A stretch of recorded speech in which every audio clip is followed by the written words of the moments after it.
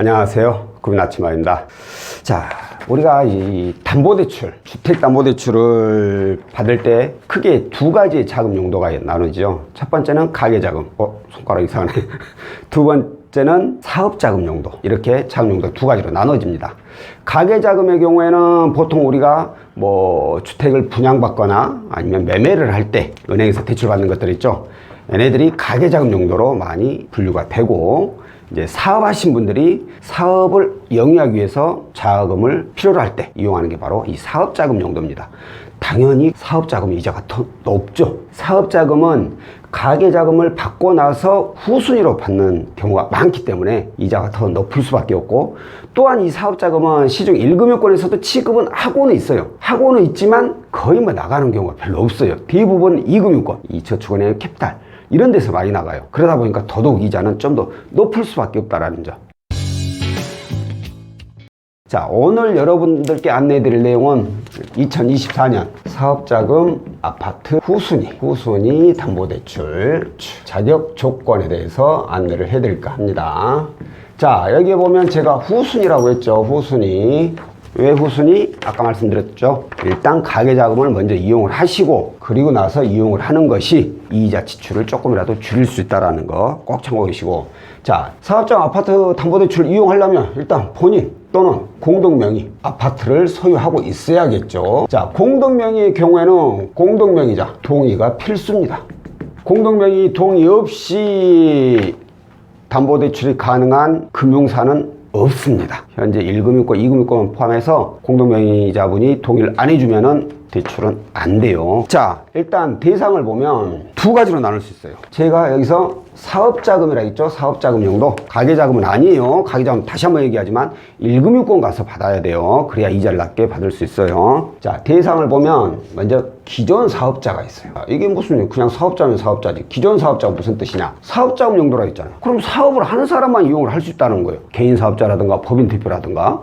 사업을 하고 있어야 되는 분들만 이용할 수 있는 건데, 그러면 직장인이나 프리랜서는 어떻게? 직장인하고 프리랜서는 소득이 있긴 하지만 사업자금에 사업자가 아니잖아요. 그래서 이걸 보완하기 위해서 또 하나 더 만들어둔 게 바로 신규 사업자예요. 신규 사업자.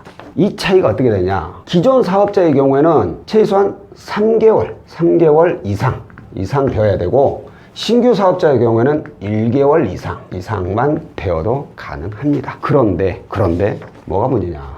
바로 이제 LTV죠. LTV.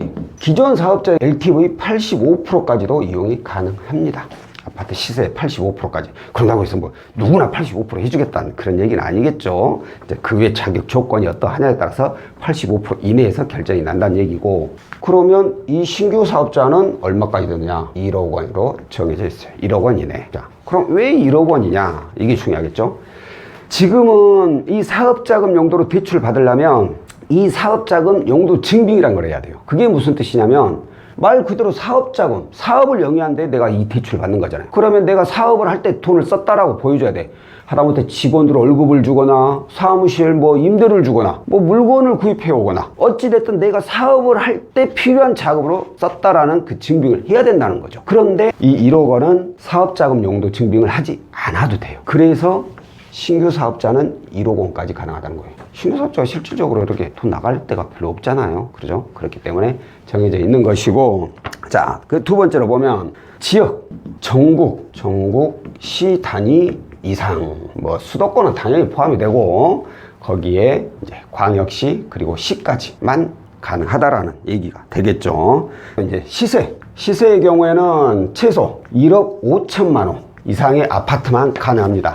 대체적으로 2억 이상인 아파트 안에서만 가능한 금융사가 많아요. 그래도 뭐 간혹 1억 5천까지만 되어도 가능한 곳이 있기 때문에 일단 1억 5천까지라고 제가 작성을 해봤고요.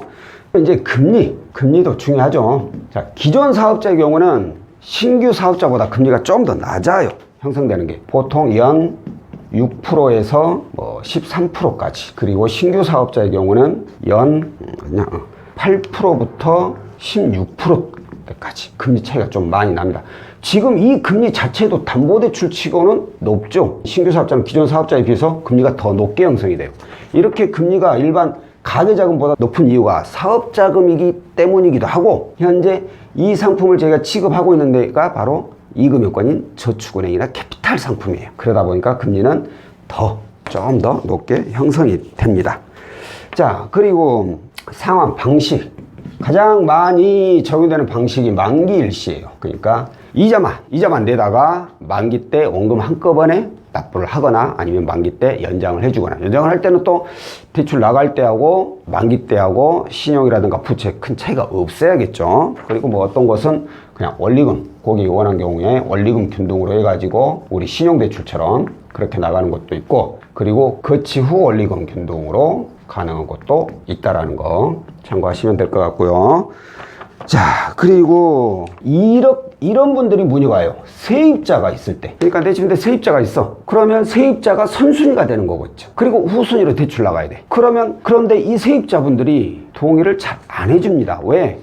세입자님, 내가 뭐 사업이 쪼까 거시기 해서 사업자금 용도 좀 받아보려고 하는데 동의를 좀 해주셔야겠는데 이거 좀 가능하실까요? 물어보잖아요. 그럼 세입자분들이 어떤 생각을 하시는 줄 알아요? 그러다가 사업 잘못되면 이 집 날아가 버릴 거 아니야. 그럼 내 보증금 어떻게? 이런 걱정을 먼저 하시게 되어 있어요. 그렇기 때문에 동의를 거의 해주지 않습니다. 하지만 기존 사업자의 경우에는 동의가 필수예요. 다만 이 신규 사업자의 경우에는 이건 모든 금융사, 그러니까 신규 사업자를 취급하는 금융사가 다 되는 건 아니고 일부 금융사만 무동의로 가능한 곳이 있습니다. 1억 한도 내에서 무동의로. 그러니까 이 부분 세입자가 도저히 동의를 안 해주고 내가 자금이 뭐 1억 이하다, 그러면 이 상품을 이용을 하시면 될 것 같아요. 자, 그리고 또 하나 더 있죠. 자, 후순위 대안. 이게 또 무슨 뜻이냐. 내가 이전에 대출을 후순위로 받았어. 이미 사업자금 용도로 후순위 대출을 받았어. 그런데 그 당시에 내가 신용이 좀 안 좋아가지고 이자가 높게 이용을 해버렸어. 근데 그거 받아가지고 내 거 뭐 쓸데없는 대출 다 정리하고 대출 건수 줄이고 신용관리 했더니 신용수가 쑥 올라갔어. 예를 들어서. 그런데 나는 신용수가 좋아졌는데 아직도 이 높은 이자를 계속 써야 될까요? 그건 절대 아니죠. 신용수가 훨씬 더 좋아졌다면 이걸 대안을 해야죠. 해당 금융사에서 금리를 낮춰주지 않는다면 다른 금융사로 이자가 훨씬 더 낮은 곳으로 대안을 해서 이자 지출을 줄여야죠. 왜? 담보대출은 우리 신용대출처럼 한두 푼이 아니에요. 많은 건 몇 억 단위잖아요. 그러면 그 1%만 차이 나와요. 어마어마한 거예요, 그거. 그렇기 때문에 후순위 대안을 원하시는 분들이 간혹 계시거든요. 이런 분들도 가능하다라고 보시면 될 것 같고, 불가사유. 이게 뭐 굳이 뭐 알려드리지 않아도 되는데 간혹가다 이렇게 물어보시는 분들이 있어요.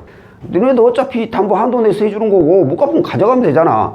그런데 이분이 뭐 연체 중이거나 뭐 불량이거나 뭐 여러 가지 등 있죠. 개인회생, 신용회복, 파산 뭐 이런 중이거나 이런 분들이고 그냥 막무가내로 얘기하시는 분들이 있어요. 현재 금융사에서는 신용에 문제가 있는 분들은 대출이 안 됩니다.